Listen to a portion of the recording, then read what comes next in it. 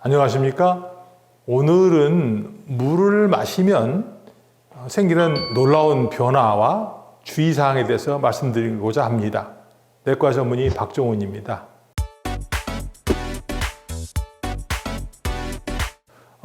물의 중요성은 다 아시는 거입니다만은 생명을 유지하는 데 필수적입니다. 그리고 우리 몸의 한 60%는 물로 이루어져 있죠.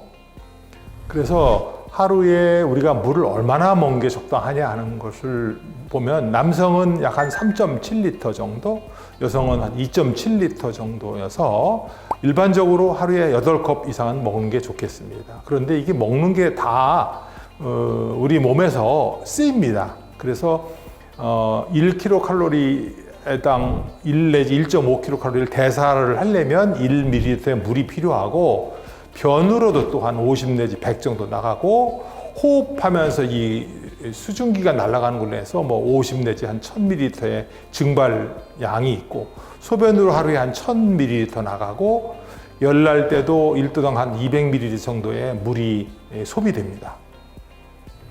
물 섭취가 건강에 좋은 점은 뭐냐 하면 체중 감량에서 식사 전에 물 섭취를 좀 하고 포만감을 주고서 하면은 과식을 좀 방지할 수가 있겠고, 또 충분히 물을 먹어주면 탈수 같은 걸로 인한 두통의 빈도를 줄여줄 수 있습니다.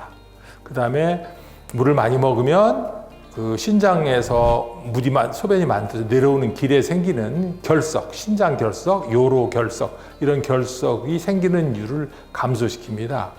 그래서 우리 몸에 상당히 도움이 되겠고요. 체중 감량에 대해서 말씀드리면 식사하기 전에 한 500ml 정도 물을 먹으면 체중 감소 효과를 좀 얻을 수 있는 부분이 있습니다. 그리고 또 물을 먹음으로 해서 다른 그 음료수를 위한 고칼로리 음료, 콜라, 사이다로 대표되는 그런 음료를 대체하는 데 이용하고요. 또 그 1.5리터의 물을 추가로 섭취하면 두통 발생 빈도가 감소한다는 가능성이 관찰되었었고요. 일부 연구에서는 그렇지 않다라고 제시하는 것도 있습니다. 참고로 지금 말씀드린 이런 자료는 2024년도 11월에 발표된 자마라고 하는 미국 학회 잡지에 있는 내용을 주로 해서 인정된 내용들만 정리한 내용입니다. 물 섭취와 당뇨병은 식사 전에 물 섭취라면 혈당 수준 조절 가능성이 조금 더 쉬워질 수 있고요. 특히 혈당이 굉장히 높은 사람한테 비교적 효과적이겠습니다. 그 다음에 하루 1.5리터의 물 섭취를 하면 요로 감염, 그러니까 여자분들한테만 방광염이라든가 그것이 좀 발전해서 생기는 그 신우신염 같은 것들을 줄일 수 있고요. 물이 많으면 세균 배출을 아무래도 많이 시키기 때문에 감염을 예방하는 데 도움을 줍니다. 그런데 이걸 많이 먹는다고 무조건 좋은 건 잘 아시다시피 아니겠습니다. 너무 많이 먹으면 또 그 혈중에 나트륨이라는 것이 적어지면서 저나트륨 혈증이 생길 수가 있고, 또 이게 개인별로 차이가 있습니다. 나이가 드신 분, 또 체중이 많이 나가는 분, 내가 활동량이 운동 선수처럼 굉장히 많은 운동 가진 사람은 그거에 따른 섭취량 조절이 필요하겠습니다.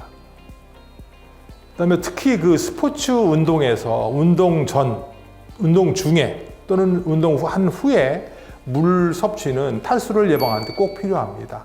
그리고 많이들 마시는 스포츠 음료라고 나와 있는 이온 음료 같은 거는 나트륨, 그 소금 성분입니다만 이게 땀을 많이 흘린 경우에 보충이 필요한 경우에는 섭취를 하는 게 좋겠습니다.